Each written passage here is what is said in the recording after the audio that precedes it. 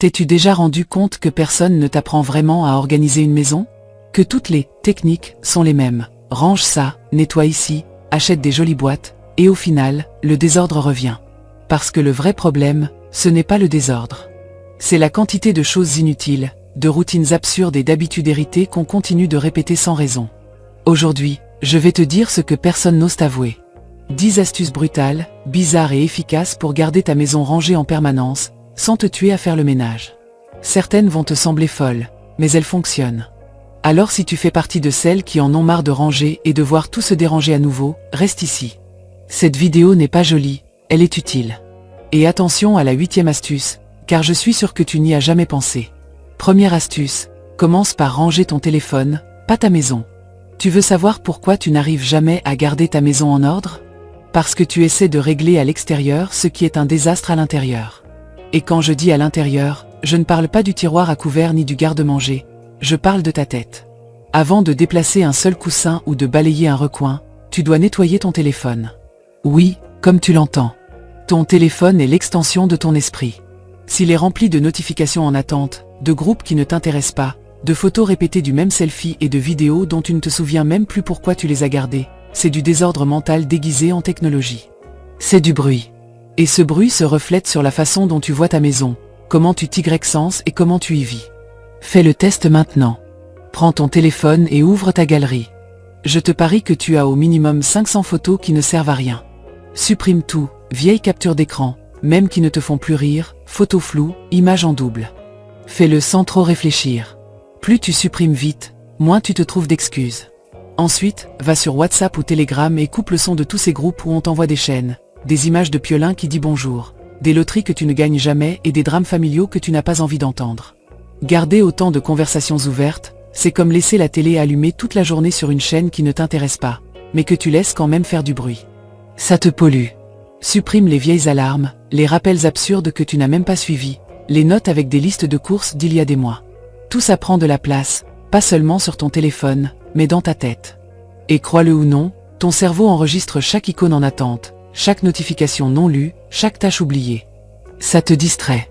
Ça t'épuise. Et c'est pour ça que tu rentres chez toi sans énergie ni motivation pour ranger quoi que ce soit. Quand tu nettoies ton téléphone, tu nettoies ta tête. Et quand tu nettoies ta tête, ta maison commence à te sembler différente. C'est comme si tu baissais le volume de tout ce qui te hurle en silence. Soudain, tu remarques ce coin en désordre et tu ne l'ignores plus. Tu vois ce meuble encombré et tu as envie de le débarrasser. Parce que l'ordre commence quand tu te débarrasses des ordures invisibles que tu portes tous les jours dans ta poche sans t'en rendre compte. Fais-le. Je te mets au défi. Supprime 500 photos maintenant. Coupe le son de tous ces groupes. Supprime les vieilles notes. Désactive les notifications inutiles. Tu vas être surpris, de la paix mentale que ça procure. Et avec ce calme, ranger ta maison cesse d'être une corvée et devient une libération. Parce que le vrai désordre n'est pas physique. Il est mental. Et il est dans ton téléphone. Deuxième astuce, investis dans une lampe LED puissante pour éclairer les coins sombres de ta maison une fois par semaine. Il y a quelque chose que personne ne te dit. Le désordre ne s'accumule pas seulement là où tu le vois. Il se cache. Il se planque dans les recoins sombres, ces coins où tu ne pointes jamais la lumière. Dans les trous sous le canapé, dans l'angle derrière le rideau, en haut des meubles, dans ce coin entre le lit et le mur que tu as juré de nettoyer, la semaine prochaine, il y a 3 ans. Et le problème, c'est que si tu ne le vois pas, il n'existe pas pour toi. Mais il est bien là. Accumulé. En train de grossir. Et de t'alourdir d'un chaos invisible. C'est pourquoi je veux que tu fasses quelque chose qui semble ridicule. Mais je te garantis que ça change complètement l'énergie de ta maison. Investis dans une lampe LED portable, de celle qui ressemble à un projecteur, bien puissante. Pas une jolie lampe. Pas une lampe de chevet. Un projecteur costaud, direct, comme pour éclairer un chantier. Je te jure que tu en as besoin. Une fois par semaine, éteins les lumières normales de ta maison et fais le tour, pièce par pièce, avec cette lampe. Pointez les plafonds, les coins, sous les meubles, les plinthes. Et tu vas commencer à voir le vrai niveau de saleté, de poussière, de peluche, d'insectes morts et d'objets perdus que tu as planqués. Des choses que ton cerveau avait décidé d'ignorer mais qui, malgré tout, affectent ton environnement. Et ce n'est pas seulement de la poussière physique. Chaque objet abandonné dans ces recoins dégage une énergie d'oubli, d'abandon, de charge. C'est pour ça que, dans les maisons anciennes ou négligées, on sent une atmosphère lourde. Et ce n'est pas de la superstition, c'est une accumulation invisible. Et le pire, c'est que comme tu ne le vois pas, tu la laisses. Quand tu éclaires ces coins, tu obliges ton cerveau à traiter ce désordre. Tu ne peux plus l'ignorer. Et ça change ta perception de tout l'espace. Parce qu'il ne suffit pas de nettoyer là où les invités te voient. Il y a des déchets émotionnels et physiques cachés chez toi qui te volent ta paix sans que tu t'en rendes compte. Je te garantis qu'en faisant ce tour avec une bonne lampe, tu vas trouver des choses dont tu ignorais l'existence. La facture égarée, le ticket vieux, cette peluche sale, les peluches taille-chat. Mais plus important encore, tu vas nettoyer mentalement. Parce que cette poussière et ces objets oubliés sont une charge émotionnelle. Chaque fois que tu passes devant ce coin sombre, même inconsciemment, ton cerveau détecte le désordre. Il l'enregistre. Et ça te génère une anxiété légère qui ne disparaît jamais. C'est pourquoi cette astuce est si importante et si étrange. Parce que 20% du chaos de ta maison se trouve dans l'ombre. Là où ton regard n'atteint pas. Là où tu n'éclaires jamais. Et si tu n'éclaires pas, tu ne vois pas. Et si tu ne vois pas, tu ne nettoies pas. Et si tu ne nettoies pas, tu continues de te sentir débordé sans comprendre pourquoi. Fais-le cette semaine. Achète-toi une lampe LED puissante. Éteins tout. Et parcours ta maison comme un détective. Tu verras comment ta perception de l'ordre change. Parce que le ménage ne commence pas là où tu nettoies tous les jours.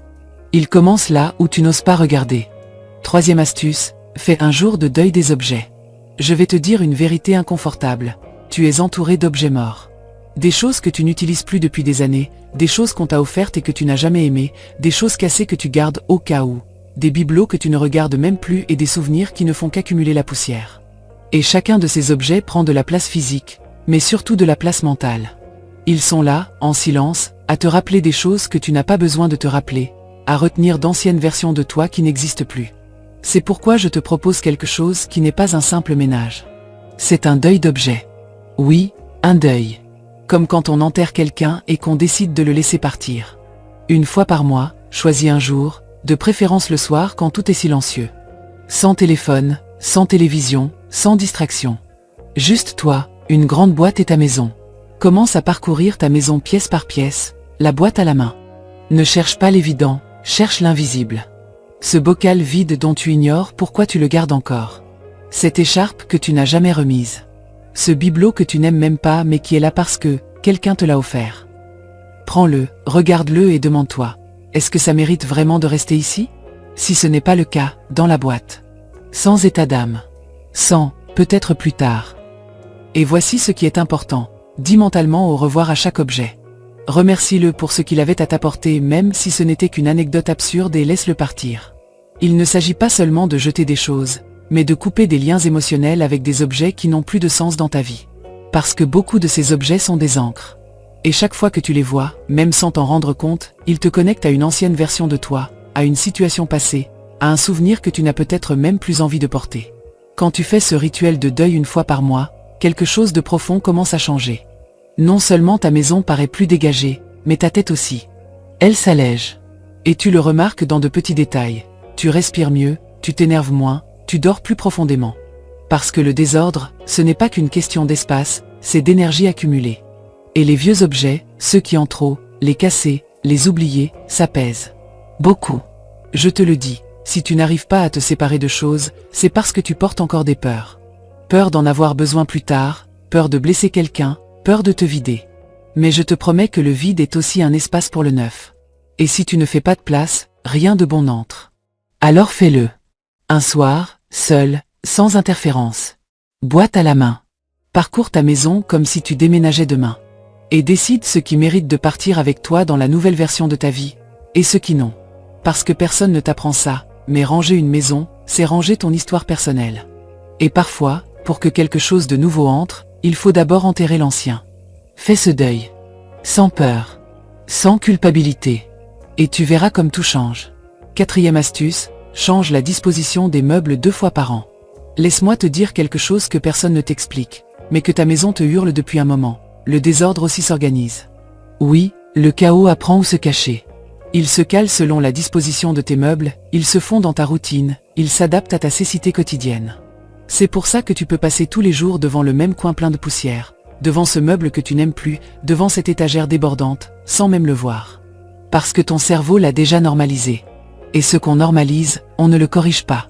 C'est là qu'intervient cette astuce qui paraît bête, mais qui est une bombe. Change la direction de tes meubles au moins 2 fois par an. Peu importe si tu as une maison immense ou un minuscule appartement. Peu importe si c'est juste une chaise, une table, une lampe sur pied. Déplace-la. Change-la de place. Change son orientation. Inverse son côté. Et je vais t'expliquer pourquoi ça fonctionne. Parce que ce n'est pas qu'une question d'esthétique, c'est psychologique. Quand tu modifies la position d'un meuble, ton cerveau ne peut plus fonctionner en pilote automatique dans cet espace. Il est obligé de réapprendre à observer. De voir ce qu'il ignorait avant. Et à ce moment-là, quand le meuble ne cache plus ce coin, quand la table ne masque plus ce mur, tu commences à découvrir des choses restées coincées là comme dans un no man's land. La chose en attente que tu avais perdue, les papiers qu'on n'a jamais ramassés, les moutons de poussière taille-souris, les objets morts dont on parlait tout à l'heure. Mais en plus de nettoyer physiquement ces endroits, tu réinitialises mentalement cet environnement. Un simple changement de direction brise l'habitude visuelle que tu avais construite. Ça change l'énergie et je ne te parle pas de choses mystiques, je te parle de cette sensation de fraîcheur qu'on ressent quand on loge dans une chambre d'hôtel. Tout semble neuf, tout semble différent, même si c'est simple. Ça arrive parce qu'il n'y a pas de désordre émotionnel accumulé dans cet espace. Quand tu fais pivoter tes meubles, même l'air semble différent. Les passages de lumière changent, les ombres bougent, les angles depuis lesquels tu regardes ta maison se modifient. Et dans ces changements, une nouvelle motivation apparaît, car tu n'es plus dans le même décor qu'avant. Et ça t'incite à vouloir mieux ranger, mieux nettoyer, à vouloir te débarrasser de ce qui ne colle plus avec ce nouvel agencement. Tu n'as pas besoin de faire une rénovation complète. Change une chaise de côté. Déplace la table d'1 mètre à gauche. Oriente ton lit de l'autre côté. Change l'étagère de mur. Et je te garantis que ce simple geste réveille des parties de toi qui dormaient. Parce que quand tu modifies l'ordre des choses, tu te forces à sortir de cette torpeur silencieuse où la routine domestique te plonge souvent. Fais-le tous les 6 mois. Choisis 2 moments de l'année, tu peux même les marquer comme un rituel. Début d'année et milieu d'année, ou au changement de saison. Que ça devienne une habitude de casser l'habitude. Parce que quand tu changes la direction de tes meubles, tu ne déplaces pas que des objets, tu te déplaces toi aussi. Et parfois, il suffit de tourner une table pour faire tourner aussi ton humeur, ton envie, ton énergie. Essaie. Tu n'imagines pas l'effet réel que ça a tant que tu ne l'as pas vécu. 5e astuce, interdiction des surfaces planes vides. Cette astuce fait partie de celles que personne ne te donne, parce qu'elle est tellement simple et tellement brutalement efficace qu'elle paraît idiote. Mais elle ne l'est pas. Et je vais te l'expliquer en détail, parce que si tu comprends ça, ta manière de voir ta maison va changer pour toujours. Les surfaces planes sont des aimants à déchets émotionnels. Oui, exactement comme ça. Toute table vide, étagère libre ou meuble dégagé devient, sans que tu t'en rendes compte, une décharge silencieuse. Un jour, tu y laisses les clés. Le lendemain, un ticket de supermarché. Puis, un stylo, une lettre, un sac dont tu ignores à qui il appartient. Et en une semaine, tu as un hôtel improvisé du chaos. Sans t'en rendre compte, ta maison se remplit de petits tas invisibles de désordre. Et chaque petit tas, même minuscule, pèse. Il enlève de l'espace, fatigue le regard, charge l'atmosphère et épuise ton énergie. Pourquoi ça arrive? Parce que notre cerveau détecte toute surface libre comme un espace disponible pour ce qui reste à ranger. Et comme dans la vie domestique il y a toujours des objets traînants, ils finissent par atterrir là. C'est presque automatique. Une table vide est une invitation au désordre. Et la façon de casser ce cercle n'est pas de la nettoyer chaque jour, car tu vas te fatiguer et ça recommencera. La façon d'éviter ça, c'est de bloquer la surface. Et comment on bloque? Très simple. Pose quelque chose dessus qui occupe cet endroit et qui, psychologiquement, fonctionne comme une barrière visuelle et émotionnelle. Ça peut être une plante, un joli plateau, une lampe, un gros objet déco, une grande bougie, un centre de table, n'importe quoi. L'essentiel, c'est qu'il n'y ait plus d'espace disponible pour poser des choses sans y faire attention. Quand tu places un objet bien positionné au milieu d'une table ou dans un coin d'étagère, ton cerveau cesse de considérer cet endroit comme libre. Ce n'est plus un endroit où poser des choses, mais un espace décoré. Et automatiquement, tes habitudes changent sans que tu t'en rendes compte. Tu arrêtes d'y jeter les clés. Tu cesses d'y poser des papiers en vrac. Tu évites d'y accumuler des déchets émotionnels. Et si quelqu'un le fait, comme ça casse l'équilibre visuel, tu le remarques immédiatement et tu le retires. De plus, quand tu décores ces espaces de façon intentionnelle, tu donnes de la personnalité à ta maison. Ta table basse n'est plus un simple plan où tombent des choses, c'est désormais une table avec une plante, un beau livre, un plateau décoratif. Et ça donne du sens à cet endroit. Ça crée de l'ordre visuel, qui est la première étape vers l'ordre physique. Et je vais même plus loin. Les maisons les plus désordonnées ne sont pas celles qui ont le plus de choses, mais celles où il y a des surfaces planes libres et incontrôlées. Parce que c'est là que le chaos s'installe. Sur la table de l'entrée. Sur l'étagère du couloir. Sur la commode de la chambre. Sur la table de la salle à manger. Bloque ces endroits, transforme chaque surface en un espace défini, et tu verras que 60% de ton désordre quotidien disparaîtra. Fais le test aujourd'hui. Parcours ta maison et repère les surfaces planes vides. S'il y en a une, pose quelque chose dessus tout de suite. N'importe quoi. Une plante, une bougie, une jolie boîte. Et à partir de là, observe-la. Je te promets que plus personne ne viendra y déposer des choses sans que tu t'en aperçoives. Parce que le désordre s'installe là où on le lui permet, et toi, tu es sur le point de lui fermer la porte. 6e astuce, range des choses au mauvais endroit exprès. Cette astuce est pour les courageuses. Celles qui sont vraiment prêtes à briser la routine, même si ça les dérange, même si ça les rend folles.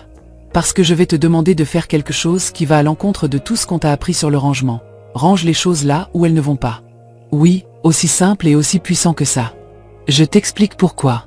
Ta maison, et surtout ton désordre, repose sur une routine automatique que tu as toi-même construite. Sans réfléchir, tu ranges les cuillères dans le même tiroir depuis des années. La télécommande est toujours sur la table du salon. Les verres, sur l'étagère du haut. Et ça semble logique, mais en réalité, ça te rend aveugle à tout ce qui est en trop. Parce que ton cerveau fonctionne en pilote automatique, et ce faisant, ignore tout ce qu'il n'utilise pas ou dont il n'a pas besoin. Quand tu commences à déplacer les choses intentionnellement, tu obliges ton esprit à s'arrêter. Soudain, tu cherches la télécommande là où elle a toujours été et elle n'y est plus. Tu vas au tiroir à couverts et tu trouves les assiettes. Et ce petit décalage, ce mini désordre, t'oblige à être présente, à regarder, à remarquer. Ça te sort de la léthargie domestique dans laquelle tu vis depuis des années. Et voilà où la magie opère. Quand tu fais ça, tu te rends compte du nombre de choses que tu n'utilises même pas, qui ne te manquent pas, dont tu n'as pas besoin. Tu vas découvrir que tu as des ustensiles dont tu ne te sers jamais, des tasses que tu n'aimes pas, des papiers inutiles. Parce qu'en déplaçant quelque chose de sa place, tu le regardes à nouveau. Et en le regardant, tu te demandes, pourquoi est-ce que je garde ça? De plus, réorganiser les choses de façon incorrecte te permet de découvrir des arrangements bien plus pratiques pour ta vie actuelle, pas pour la version de toi qui a organisé cette maison il y a 5 ans. Peut-être qu'aujourd'hui, il serait plus utile de mettre les tasses dans un tiroir bas parce que les enfants grandissent et peuvent se servir seuls. Ou peut-être devrais-tu déplacer les médicaments dans la salle de bain parce qu'il n'y a plus de bébé à la maison. L'habitude est l'ennemi de la fonctionnalité. Et la briser est le premier pas pour vivre dans un espace qui te sert vraiment, et non dans un endroit qui répète des automatismes anciens. Et pas besoin de le faire dans toute la maison. Il suffit de déplacer 3 ou 4 objets du quotidien. La télécommande, les cuillères, les clés, les couverts, la planche à découper, les nappes. Fais-le pendant une semaine. Ressens à quel point c'est inconfortable. Et observe comment ce petit chaos te fait remettre en question tout le reste. Ce n'est pas une astuce pour vivre comme ça pour toujours. C'est un exercice, une méthode pour réinitialiser ta relation avec ton espace, pour te rendre compte de ce que tu utilises, de ce qui prend de la place pour rien et de ce que tu mérites de conserver. Parce que quand tu casses l'ordre automatique, la conscience apparaît. Et quand la conscience apparaît, c'est là que le vrai rangement commence. Alors ose. Range les cuillères avec les assiettes. Mets les télécommandes dans un tiroir. Change la place des clés. Et observe comment le simple fait de devoir chercher les choses te force à te réveiller dans ta propre maison. Et c'est là, à ce moment-là seulement, que tu vas voir le désordre que tu ne voyais pas avant. 7e astuce, crée une boîte de trucs bizarres. Cette astuce fait partie de celles qui paraissent absurdes, mais quand tu l'appliques, tu comprends pourquoi elle fonctionne. Parce qu'il existe dans toutes les maisons une catégorie d'objets que personne ne reconnaît, que personne n'admet et que personne ne sait gérer, les trucs bizarres. Tu vois de quoi je parle? Ce petit câble dont tu ignores à quel appareil il appartient mais que tu gardes au cas où. Ce porte-clés moche qu'on t'a offert en 2015. Ce bouton en vrac d'une chemise que tu n'as même plus. Le couvercle d'un bocal égaré. Un vieux adaptateur. Une clé dont tu ignores ce qu'elle ouvre. Des choses qui ne sont pas des déchets mais qui n'ont aucun sens non plus. Et elles traînent là. Chaque maison possède un écosystème de ces objets bizarres. Ils apparaissent dans les tiroirs, dans la cuisine, sur la table de nuit, dans la salle de bain, dans les poches d'un vieux sac à main, dans une boîte à l'intérieur d'une autre boîte. Et le problème n'est pas qu'ils existent, mais qu'ils soient partout. Car cela génère un chaos silencieux.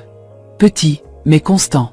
Chaque fois que tu ouvres un tiroir et que tu vois ce petit câble sans propriétaire, ton cerveau reçoit un micro-signal de désordre. Chaque fois que tu retrouves ce porte-clés affreux, ça te rappelle que tu ne sais pas quoi en faire.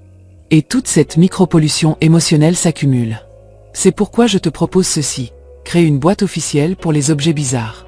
Pas 2, pas 5, pas un tiroir dans chaque pièce. Une seule boîte. Grande, jolie, visible. Ça peut être une boîte décorative ou un tiroir spécifique. L'important, c'est que toutes les choses sans catégorie, sans but clair, sans propriétaire identifié, aillent là. Chaque fois que tu trouves quelque chose d'étrange, au lieu de le jeter n'importe où, ça va directement dans cette boîte.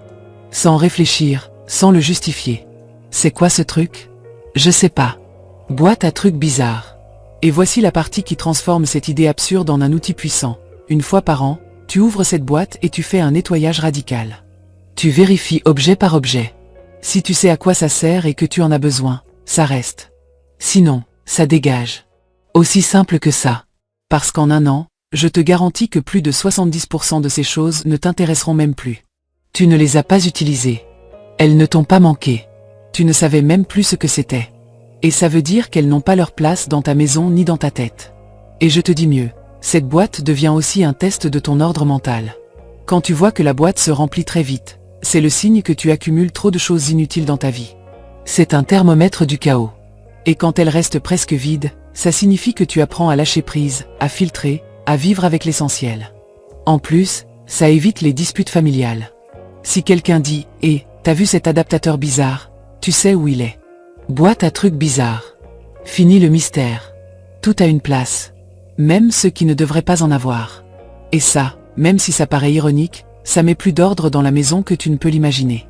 Fais-le aujourd'hui. Ça ne te prendra pas plus de 5 minutes. Choisis une boîte, vide les tiroirs, rassemble tous ces objets que tu ne sais pas où ranger et balance-les dedans. Et une fois par an, fais le grand ménage. Parce qu'accumuler des trucs bizarres sans contrôle, c'est comme collectionner de petits ancrages au désordre. Et cette boîte est la façon la plus simple de les garder sous contrôle. Et de t'en libérer quand le moment sera venu. 8e astuce, fais une nuit de coupure totale à la maison. Cette astuce est bien plus profonde et puissante que tu ne l'imagines, car elle va bien au-delà de l'ordre physique. Je te parle d'un rituel mensuel qui coupe le bruit du monde pour que tu puisses entendre le vrai silence de ta maison, et de ton esprit. Pense Y, on vit entouré de stimuli constants. La télé allumée presque toute la journée, des lumières artificielles, des notifications qui explosent sur ton téléphone, le Wi-Fi actif en permanence, de la musique de fond, les bruits de la rue, la radio, l'alarme, le micro-ondes qui sonne. Ce bombardement continu ne crée pas seulement du bruit physique, il produit aussi un bruit mental constant que tu ne perçois même plus tant tu y es habitué. Maintenant, imagine une nuit par mois où tu éteins tout d'un coup.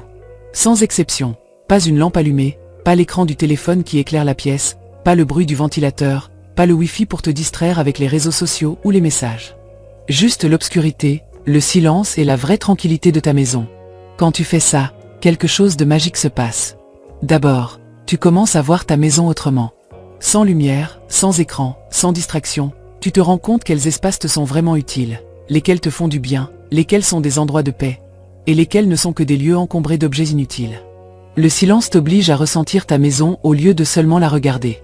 Et quand tu ressens ta maison, tu comprends ce qui a besoin de changer. En plus, cette nuit de coupure agit comme un reset mental et émotionnel.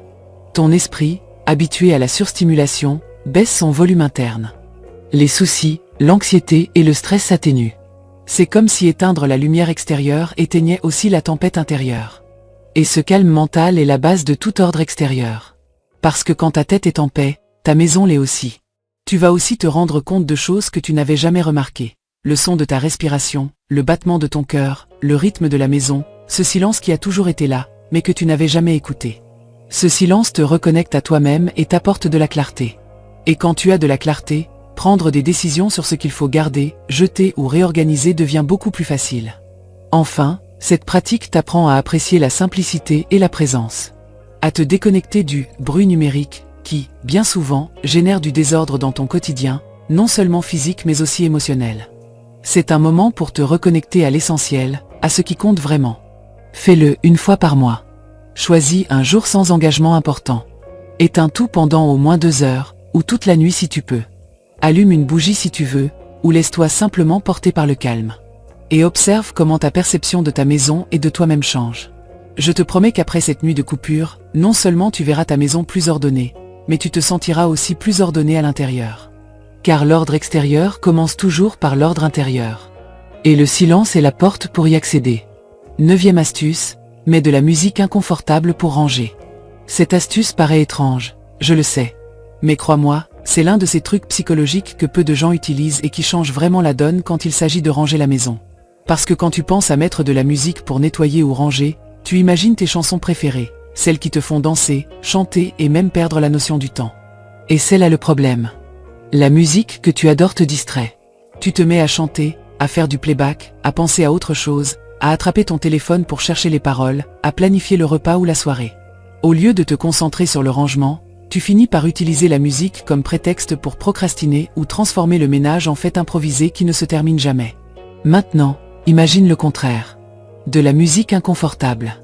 Ces playlists étranges que tu n'aimes pas, ce jazz expérimental que tu ne comprends pas, cette pop étrangère qui sonne bizarre ou ces sons électro qui ressemblent plus à du bruit qu'à de la musique.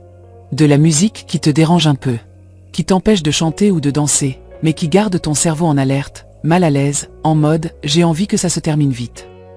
Pourquoi ça fonctionne? Parce que ton cerveau, face à quelque chose qui lui déplaît, s'active pour sortir rapidement de cette situation inconfortable.